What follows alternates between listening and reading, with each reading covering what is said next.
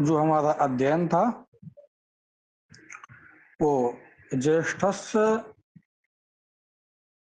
अनुपूर्व्यम आनुपूर्व्यम अनुज्येष्ठम यहाँ तक हो गया था।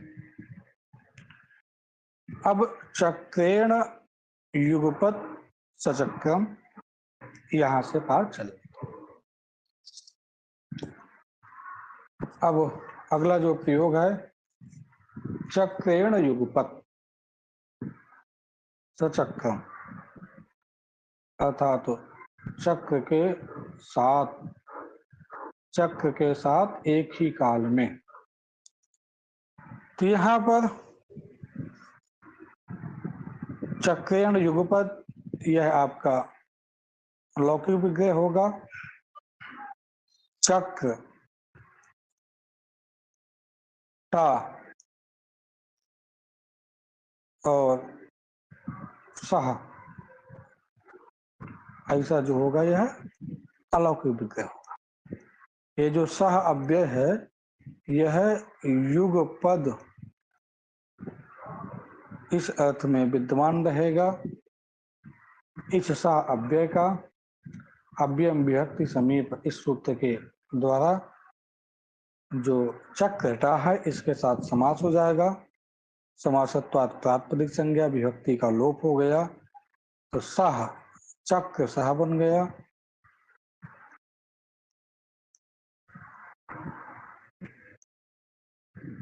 इसके बाद अव्यय भावे चकाले, इस सूत्र के द्वारा इस सह के स्थान पर सा आदेश हो गया।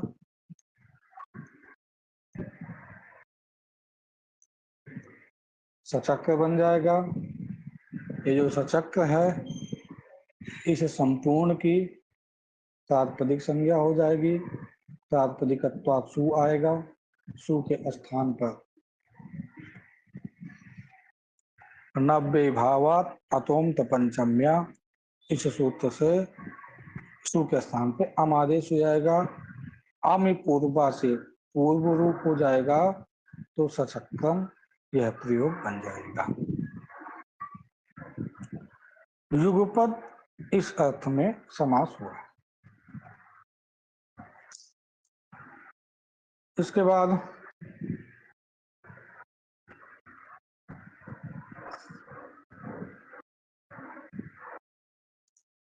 सदृशः सख्या ससखी।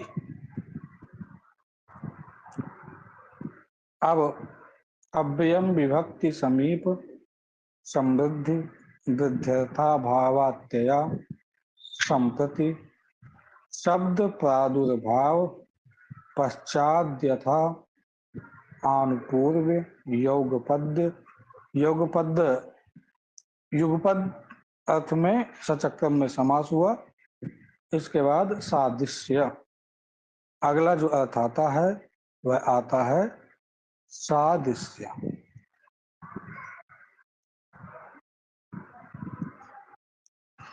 इस अर्थ में सदृशः सख्या यह आपका अलौकिक विज्ञ होगा, अर्थात सखा के समान। और जो अलौकिक विज्ञ होगा इसी वाक्य में समास होता है तो सखी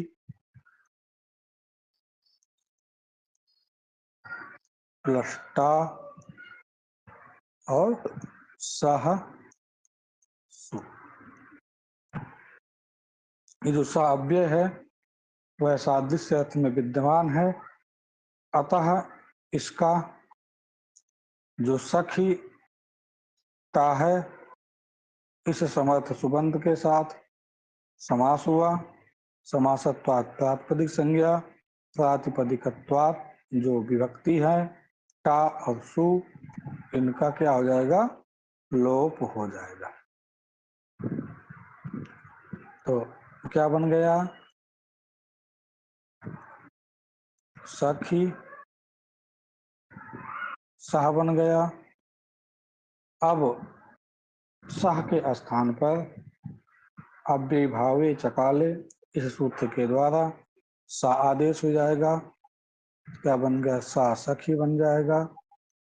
सा सखी बन जाने के बाद इसी पूरे प्रातिपदिक, जो प्रातिपदिक संज्ञा पहले हुई थी उसी प्रातिपदिक संज्ञा को मान करके सु आएगा, और उस सु का अव्ययादाप सुपा, इस सूत्र के द्वारा ये जो सुप है इसका लोप हो जाएगा, ससखी, यह प्रयोग सिद्ध हो जाएगा।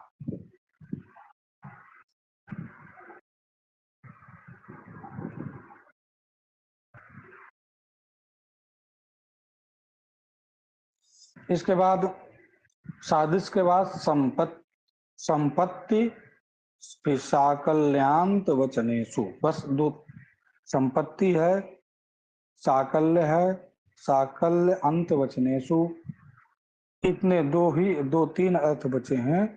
यहीं तक अब तीन ही उदाहरण आपके शेष रहे।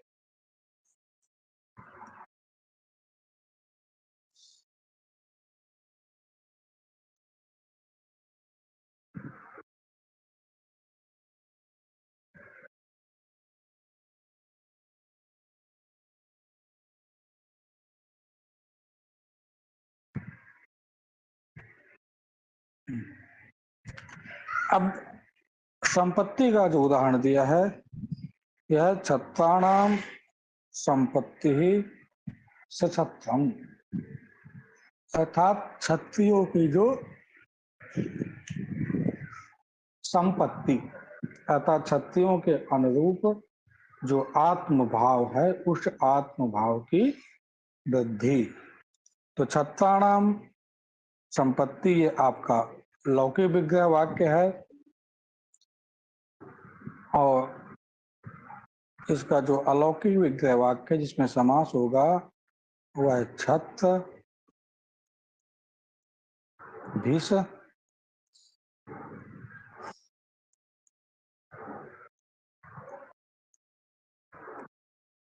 सह, ये आपका अलौकिक विग्रह वाक्य होगा। इसी वाक्य में समास होगा। समास विधायक सूत्र है आपका अव्ययम विभक्ति समीप समृद्ध वृद्धता भावत्या संपद शब्द प्रादुर्भाव पश्चात यथा अनुपूर्व योगपद सादृश्य संपत्ति। यहाँ पे कौन जो सह अव्यय है, ये सह अव्यय संपत्ति इस अर्थ में विद्यमान है, संपत्ति अर्थ में विद्यमान रहेगा। और छत्र भिष यह समर्थ सुबंत है, इसके साथ समास होगा। समासत्वात् तद्धित समासाश्च, इस सूत्र के द्वारा प्रातिपदिक संज्ञा हो जाएगी। प्रातिपदिकत्वात् चुपो धातु प्रातिपदिकयोः हो, इस सूत्र से ये जो भिष है इसका लोप हो जाएगा, छत्र सह बन जाएगा।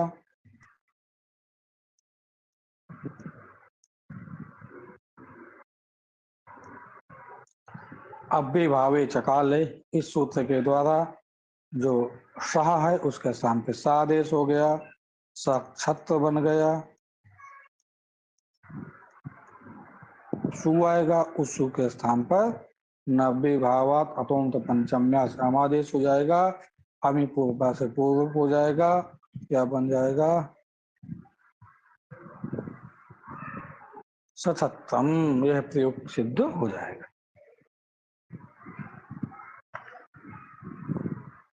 समझ में आ रहा ना सभी को?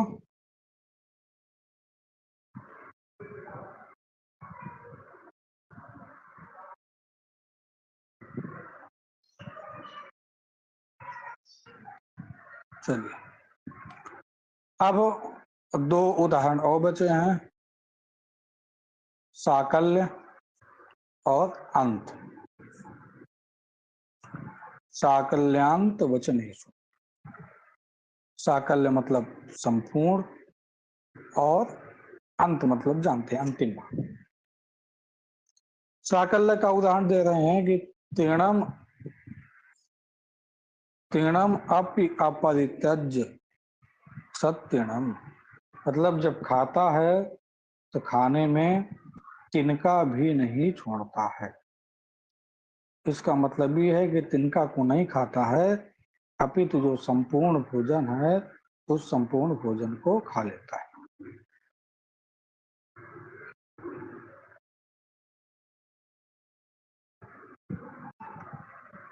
सत्तीणम, तीणा तीणम अपि अपरित्यज्य, ये आपका जो विग्रह है, यह विग्रह लौकिक विग्रह है।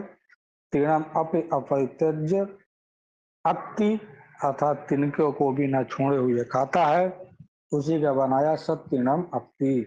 चाहे तीणम अपि अपरित्यज्य कहिए, चाहे सत्तीणम कहिए, दोनों का अर्थ सेम है। इसका जो लौकिक विग्रह हुआ, यह लौकिक विग्रह लिखा हुआ है। अलौकिक विग्रह होगा जिसमें समास करना है हमको। तीर्ण का सह, जो यह सह अव्यय है, यह साकल्य अर्थात संपूर्ण इस अर्थ में विद्यमान है। इसका समर्थ सुबंत जो है तीर्ण टा, इसके साथ समास हुआ। समासत्वात् प्रातिपदिक संज्ञा, प्रातिपदिकत्वात् विभक्ति का लोप, विभक्ति का लोप हो जाएगा। तो तीर्ण सह बन जाएगा। और अव्ययीभावे चकाले, सह के स्थान पे सा आदेश हो गया, सा तीर्ण बन गया। सु आएगा, सु के स्थान पे अम आदेश हो गया, अमी पूर्व से पूर्व रूप हो जाएगा सत्तीणम। एक ही अर्थ में समास हुआ है। यह जो समास हुआ है वह साकल्य अर्थ में समास हुआ है। साकल्य का मतलब होता है संपूर्ण। सत्तीणम साकल्य अर्थ में समास होता है। पूरी जो प्रक्रिया है, पूरे सूत्र हैं, वह पूर्ववत ही लगना है, कुछ इसमें नया नहीं करना।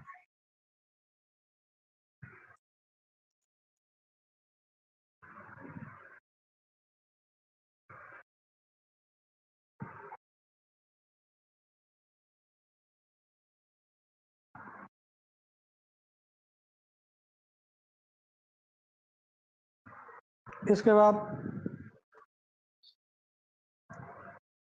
अंत का उदाहरण है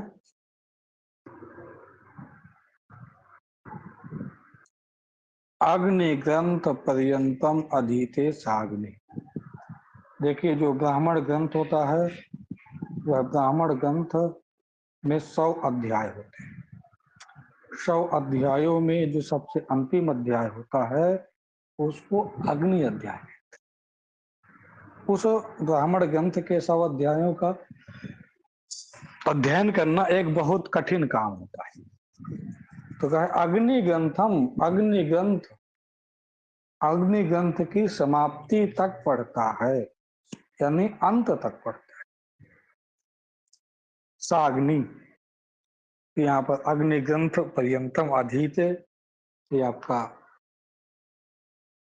लौकिक विग्रह हुआ। अग्निटा सा,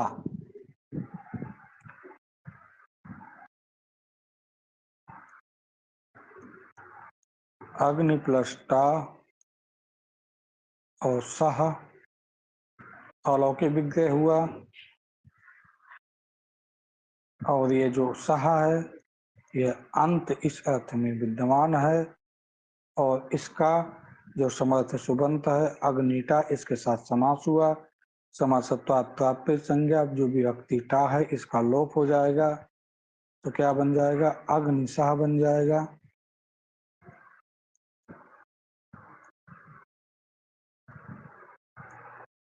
अग्निसह बन गया।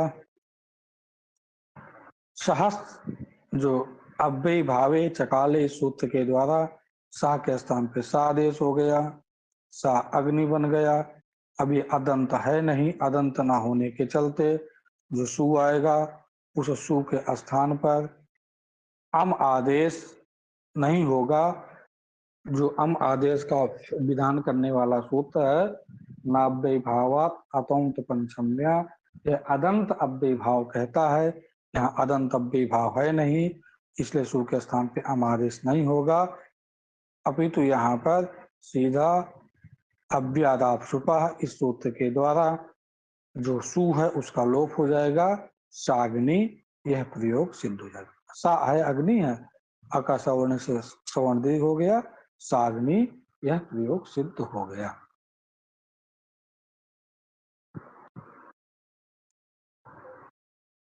यहां तक सभी को समझ में आया? किस सूत्र से आएगा साग्नि सु जो क्या चीज? जो विभक्ति सु आएगी सर साग्नि बनने के बाद, तो ये तो ना भावा दत्तो तो पंचम्या से यहाँ पे नहीं आएगा, तो किस सूत्र से आएगा वो? ये सु है, उस सु का लोप हो जाएगा, अव्ययादाप सुपा। देखिए विभक्ति किससे आएगी?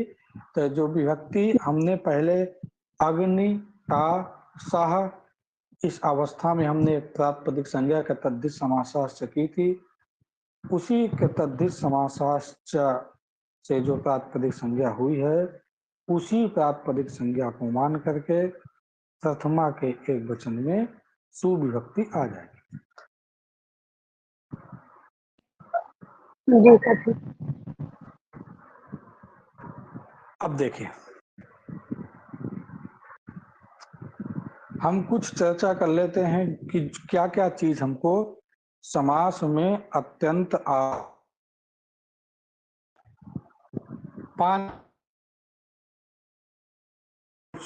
पांच या 6 बातों को ध्यान रखना है, वही समास में होती। देखिए पहली चीज है, किसी भी समास में, समास हमेशा कहाँ होता है? समर्था पद विधि आपने पढ़ा था, जो समास होगा वह समर्थ में अर्थात दोनों की अन्वय की योग्यता हो, परस्पर क्या हो, आकांक्षा वाले पद हो, वहां पर समास होगा। पहली बात ये, इसी को हम क्या बोलते हैं? साकांक्ष पद।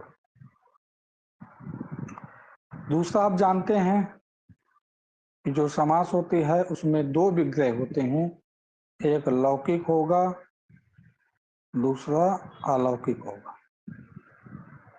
लौकिक और अलौकिक या 2 प्रकार के विग्रह होते हैं, और जो समास होता है यह अलौकिक विग्रह वाक्य में ही समास होता है। तीसरा, समास विधायक कोई वार्तिक होगा अथवा कोई ना कोई सूत्र होगा समास को विधान करने वाला। जैसे अव्ययम विभक्ति में, अव्ययम विभक्ति समीप संबंध ये, और इवेन समासो विभक्त लोपश्चात, यह वार्तिक है, यह समास का विधान करता है। इसके बाद चौथा, समास होने के बाद, समास संज्ञा होने के बाद कृत तद्धित समासाश्च, यह सूत्र प्रातिपदिक संज्ञा करेगा।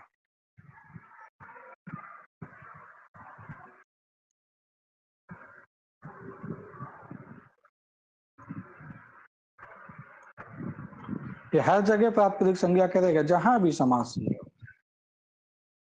और प्रातिपदिक संज्ञा होने के बाद पांचवा एक सूत्र हर जगह लगेगा, आपका कॉमन सूत्र है, सुपो धातु प्रातिपदिक है, ये लगेगा हर जगह, सुपो धातु प्रातिपदिक हो।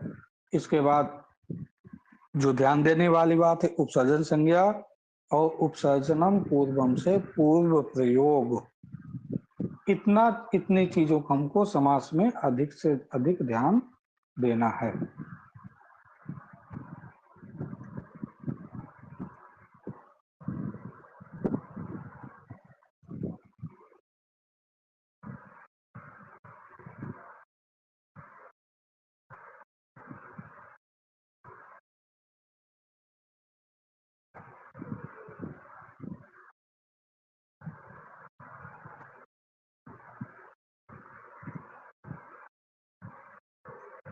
चलिए अब पुनः जो समास है उस समास को विधान करने वाला एक नया सूत्र आ रहा है, यह भी समास संज्ञा का विधान करता है, यह है नदीभिश्चा।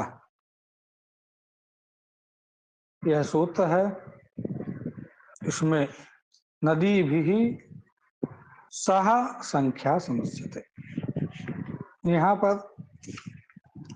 नदी भी यह तृतीया का बहुवचन है और जो पूर्व सूत्र हैं यहाँ पे नहीं दिए गए, उनसे ये जो संख्या है इस संख्या की अनुवृत्ति आती है। और संख्या यह क्या है? प्रथमांत पद है। संख्या की अनुवृत्ति आती है और जो विभाषा है उससे विभाषा की अनुवृत्ति आती है।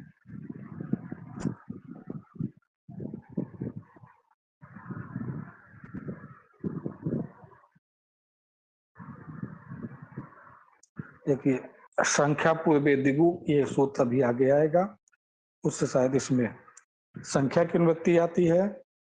सूत्र का जो यहाँ पे बहुवचनांत पद दिया गया है, ये नदी भी बहुवचनांत पद है। इससे मालूम चलता है कि नदी शब्द यहाँ नहीं ग्रहण करना। हमको क्या नहीं लेना है? नदी शब्द नहीं लेना है, अपितु इसका जो अर्थ है उसको ग्रहण करना है। गंगा, यमुना इत्यादि जो नदियां हैं उनको लेना है, न कि संख्यावाचक जो समर्थ सुबंत है उसका नदी के साथ, नदी शब्द के साथ समास नहीं। समाहारे च अयम इष्यते, यह जो समास होगा यह समास समाहार में समास होगा। समाहार अर्थात जो समुदाय को बताता है, उसमें समूह को बताता है, समूह को जो कहता है उसी अर्थ में यहाँ पर समास होगा। इसमें हम नदी भिश्च इसमें देख लेते हैं। देखिए, नदी भिश्च में ये नदी भी तृतीयांत पद है। जो ये संख्या लेते हैं ये क्या है? प्रथमांत पद है। क्योंकि जब हम उपसर्जन संज्ञा करने चलेंगे तो समास विधायक जो शास्त्र उसमें जो प्रथमांत पद, तो वहां हमको प्रथमांत पद खोजना होगा। ये पहले से आप समझ लीजिए, ये प्रथमांत पद है और तदबोध लक्ष्य में जो होगा उसकी उपसर्जन संज्ञा होगी। हमको पंचगंगम यह प्रयोग बनाना इसका, क्योंकि ये समुदाय समाहार इस अर्थ में समास होता है, इसलिए पंचानाम गंगानाम समाहारः यह हमको विग्रह में ही दिखा देते। देखिए, नीचे आपका विग्रह लिखा हुआ है, यह विग्रह आपका लौकिक विग्रह है। पंचानाम गंगानाम समाहारः यदि पंचगंगा, इसमें आप एक विलक्षणता ये देखेंगे, क्योंकि इसका जो विग्रह होता है विग्रह समाहार के साथ होता है, इसलिए यहाँ पर षष्ठ्यंत विग्रह कहते हैं, पंचानाम गंगानाम समाहारः। लेकिन जब हम अलौकिक विग्रह बनाते हैं तो वहां पर हमको ऐसी बाध्यता, जो समाहार है उसकी बाध्यता नहीं रहती है, इसलिए हम उसको प्रथमांत के साथ विग्रह करते हैं। ऐसे पंचन जस, ये आपका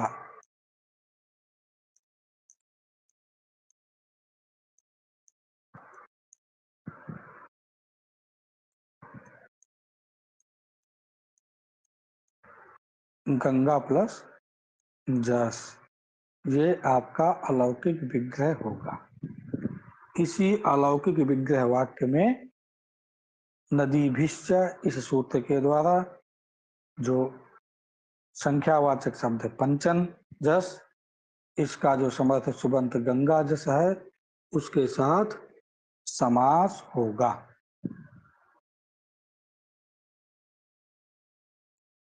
उसके साथ क्या हो जाएगा? समास होगा।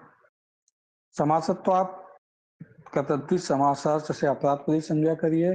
प्रातपदिका त्वात् जो विभक्ति जस है, तो ये दोनों जस हैं, इनका क्या हो जाएगा? लोप हो जाएगा। स्थिति क्या बन गई? पंचन गंगा। पंचन गंगा बन जाने के बाद ये जो ना है, इस नकार का जो ये जस है, इस जस को पद मान लेते। जस को मान करके यह पंचन क्या है? पद है। उसी पद को मान करके नलोपः प्रातिपदिकान्तस्य इस सूत्र के द्वारा क्या हो जाता है, नकार का लोप हो जाता है।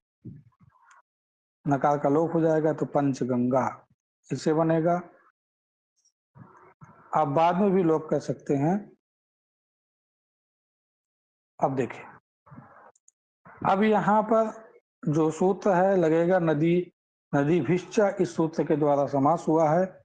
अब यहाँ पे हमको किस शब्द का पहले प्रयोग करें जिज्ञासा, उसके लिए हम समास प्रथमादृष्टम समास उपसर्जनम इसके पास जाएंगे। सूत्र कहेगा समास विधायक जो शास्त्र, समास विधायक शास्त्र कौन है, नदी भिश्च। उसमें प्रथमांत पद कौन है, संख्या। तदबोध लक्ष्य में कौन पद है, ये पंच, उसकी उपसर्जन संज्ञा हो जाएगी। उपसर्जन संज्ञा का फल है कि उपसर्जनम पूर्वम, इससे पूर्व में प्रयोग हो जाएगा। जब पूर्व में प्रयोग हो जाएगा तो क्या बन गया, पंच गंगा। पंचगंगा बन जाने के बाद एक सूत्र है ह्रस्व नपुंसके प्रातिपदिकस्य। अव्ययी भाव जो समास होता है वह नपुंसक लिंग वाला भी होता है, इसलिए ह्रस्व नपुंसके प्रातिपदिकस्य, इस सूत्र के द्वारा गंगा में जो दीर्घ आ है उसको क्या हो जाएगा, ह्रस्व होकर के ये ह्रस्व आ हो जाएगा। क्या बन गया, पंच गंग बन गया। उसके बाद सु आएगा, सु के स्थान पर अमादेश हो गया, अमि पूर्व से पूर्व हो गया, पंच गंगम, यह प्रयोग बन गया।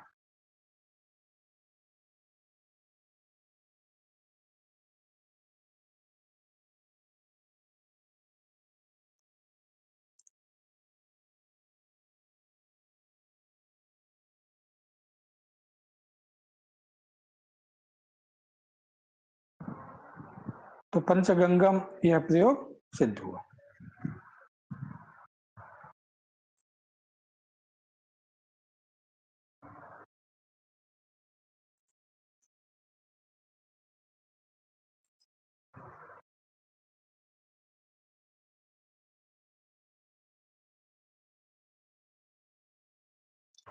इसके बाद द्वियमुनम,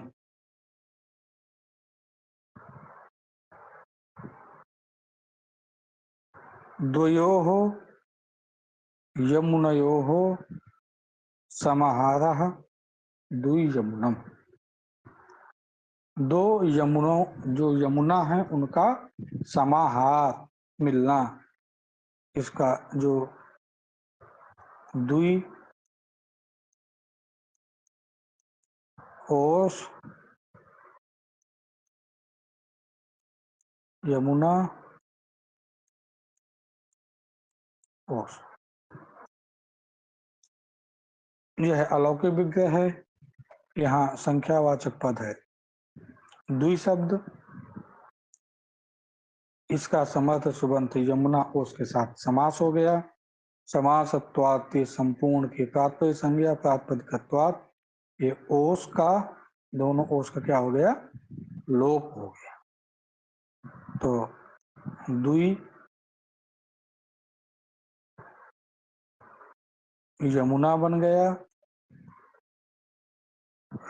उपसर्जन संज्ञा हो जाएगी प्रथमा निर्दिष्ट सम समास उपसर्जनम, जो समास विधायक शास्त्र आपका नदी भिश्चा है, उसमें प्रथमांत पद संख्या है।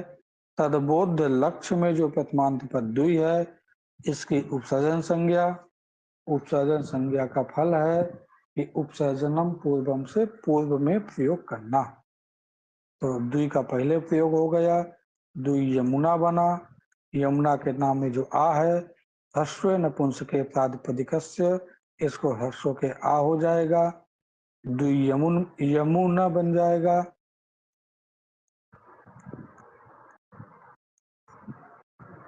उसके बाद सु आएगा, सु के स्थान पर अमादेश हो जाएगा और अमी पूर्व से पूर्व हो जाएगा। क्या बन गया, द्वि यमुनम, यह प्रयोग सिद्ध हुआ।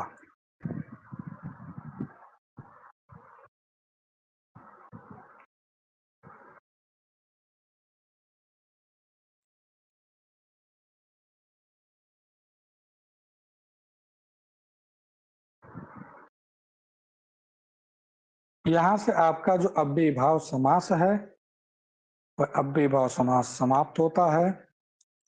अब इसके बाद समासांत कुछ प्रत्यय होंगे, उन प्रत्ययों का हम कल अध्ययन करेंगे। यहां तक में यदि किसी को कुछ पूछना हो तो पूछ सकते हैं।